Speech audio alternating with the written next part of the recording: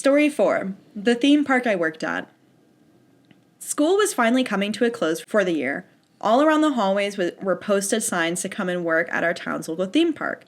They must have needed workers badly, as they were allowing kids as young as 15 to sign up. I had just had my 15th birthday and figured it would be cool to have my own cash for a change instead of mooching off my parents whenever I wanted to indulge my expensive gaming habit. I grew up in a small town that didn't have many people. I was told they had installed the first stop signs on our roads when I was born. Our town's theme park was built to match. It was old, and it was built in the late 1800s. It had an original wooden coaster that had to be replaced with new wood every so often. They kept it around as a tourist attraction. In fact, that was the theme of the entire park. When I was younger, all the kids in our local school would take a field trip to the park. It was not just all fun and games. They had an entire section that was basically a museum. They had flown in old buildings that pioneers had actually used shortly after their trek west. Every day, they would do reenactments in the town.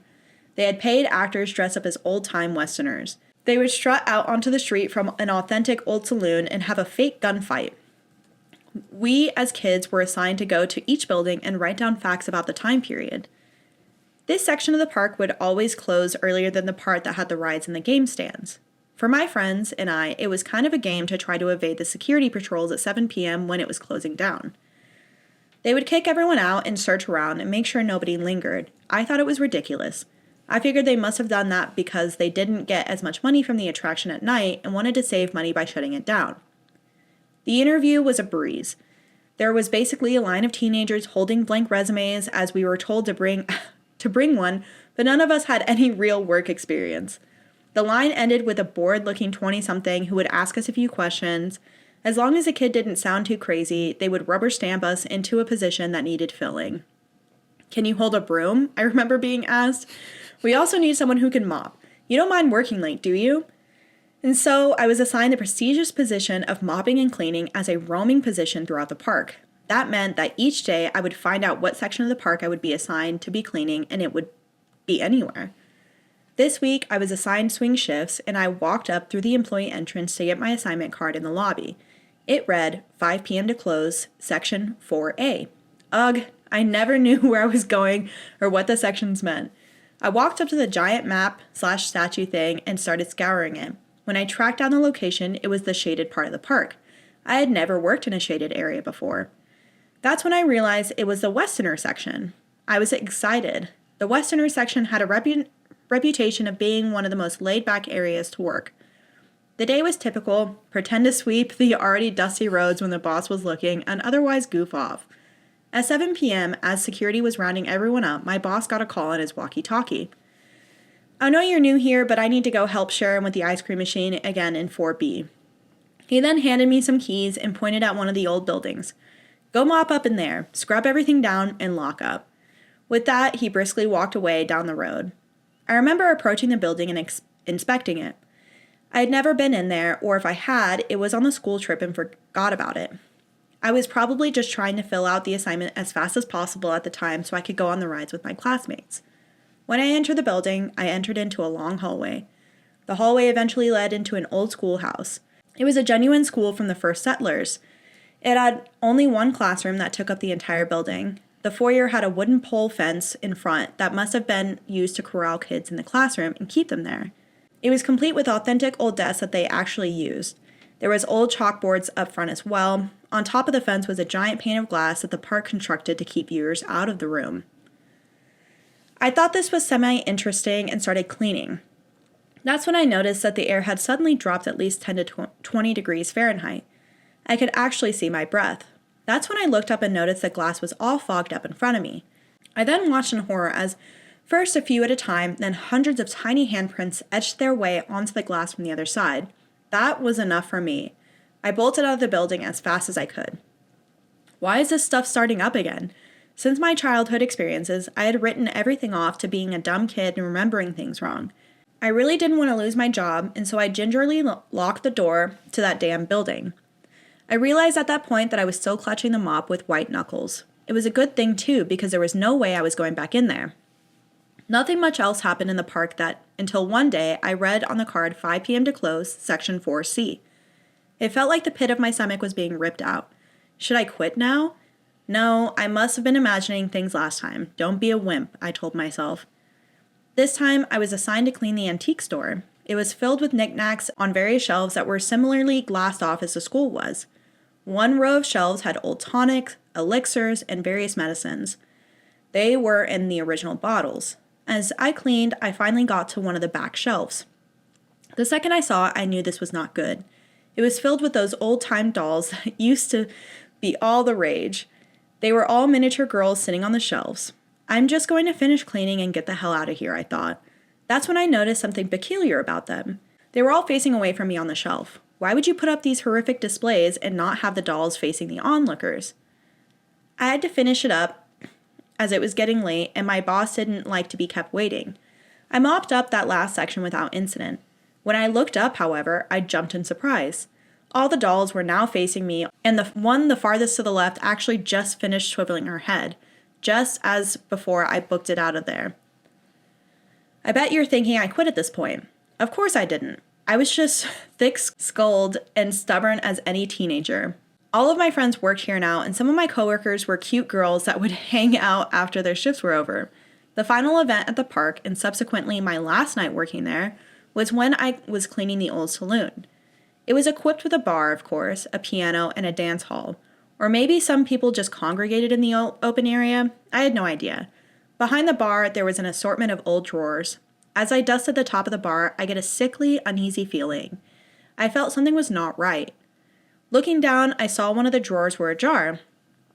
I knew I shouldn't, but I just had to. I opened the drawer and found a piece of paper with a pen next to it. What was odd was the paper was brand new, and so was the pen. This was not part of the exhibit. What I read on that piece of paper shocked me to my core. I'm not going to write here exactly what was said in it, as it was too personal. It was a detailed suicide note written in my handwriting. There was no signature at the bottom. That was the final straw. Had I written this? Am I going mad? I had not been suicidal at all, and I didn't remember writing anything like this before.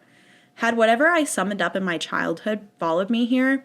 I don't know if I'll ever get answers to those questions. I stormed out of the building, lit the paper on fire, and quit the next day. That is wild. That took a wild turn. That's spooky. That is super spooky.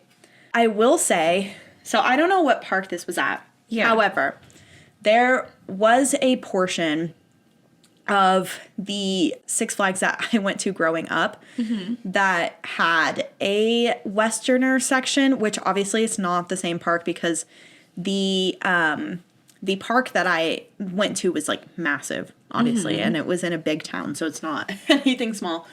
But they had a little Western town with like historical buildings, and they also would do little gun shootouts like as shows during the day. So that is really interesting and would be really spooky. I'm trying to think. There's a place, I don't remember if it was in Texas or New Mexico because I lived right on the border. But yeah, they had like a little old West town and they would have the gunfights in the square. Yeah.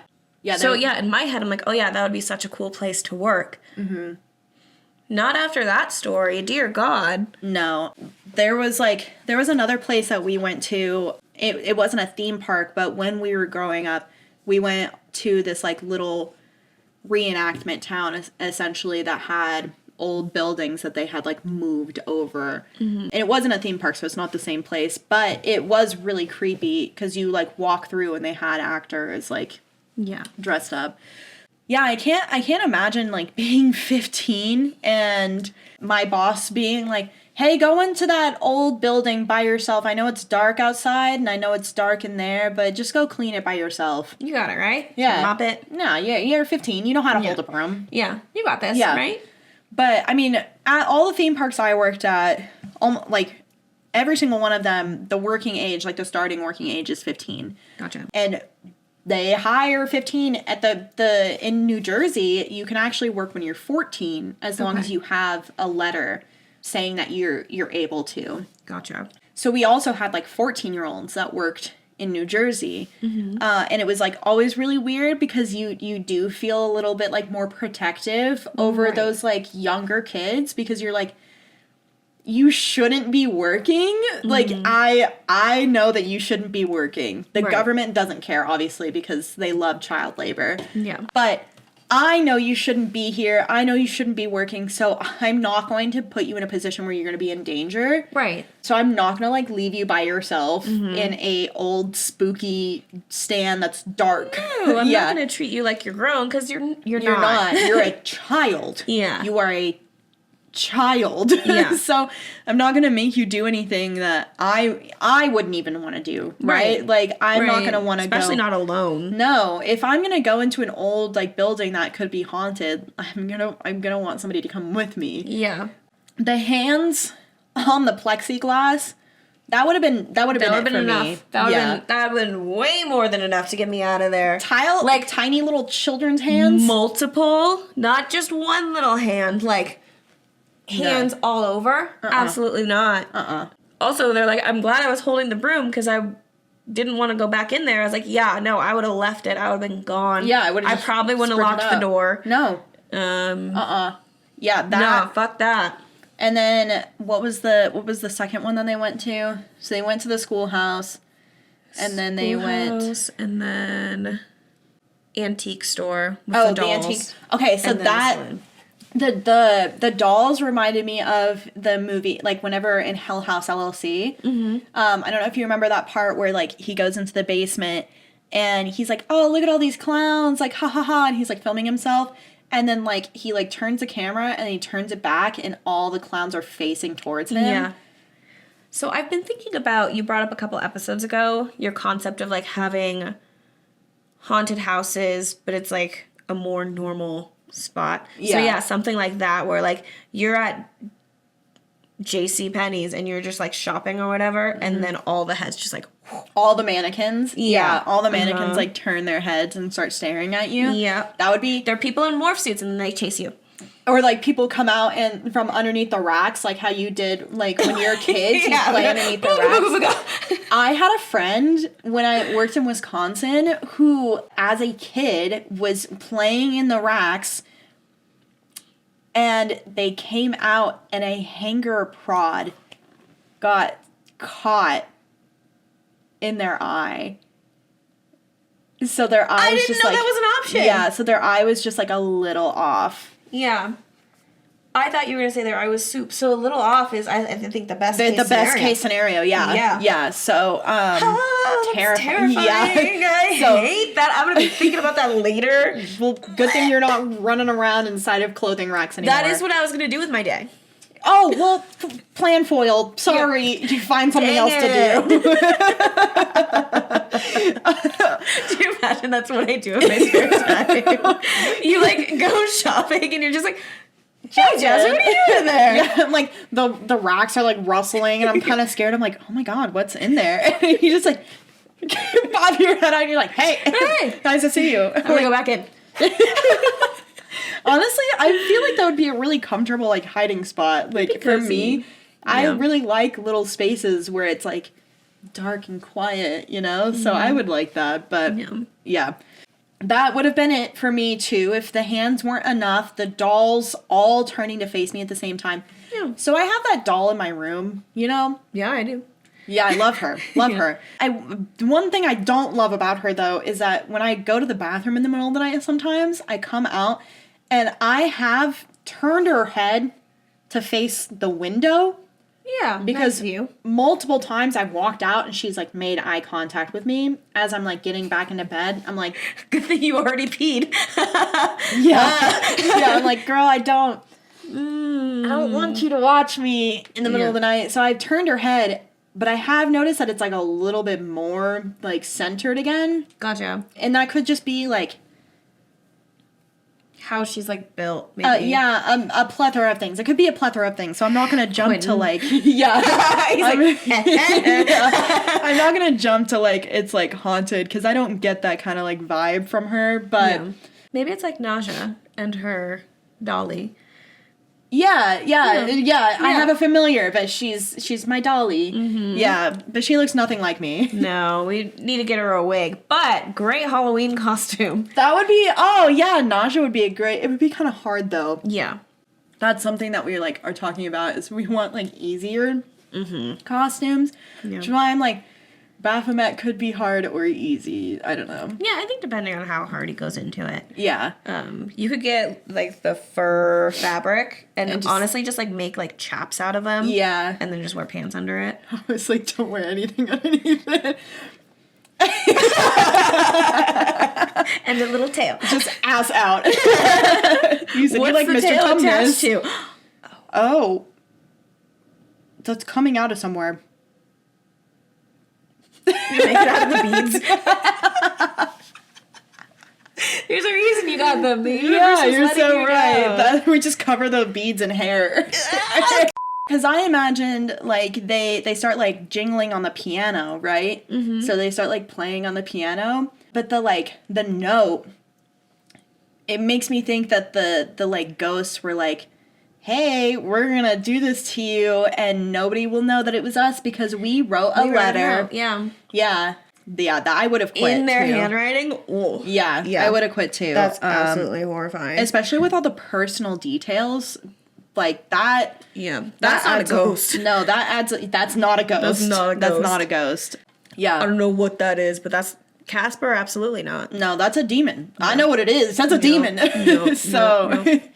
Did you know that if... And we might have talked about this before, but did you know that if somebody is about to die on an amusement park property, especially, like, the bigger amusement parks, like Disney, Six Flags, stuff like that, they will take the person and take them off property so they don't die on property, so they don't have to say, like, this person died here. They died at the hospital. So, to bring up the show Ghosts, one of the things, like, if you die in an area, you're bound to that area. So if you die in a car, you're a car ghost, house ghost. Yeah. So if you die just outside of Disneyland, you can't go in Disneyland. No, but you're really stuck close at the entrance. It. That sucks, dude. You're like, you could have been riding all the rides. Stuck forever just staring at the entrance of Disney. Yeah. Shitty. You don't get a pretzel. You don't get any cotton candy. Yep. You just Yep. all day. But anyway, like, looks like fun, guys. I hope you guys are having a great time in there. If you enjoyed that little story, be sure to watch the full episode here. And make sure you like, subscribe, and all that jazzy. Jazzy? I see what you did there. Wait, what was that?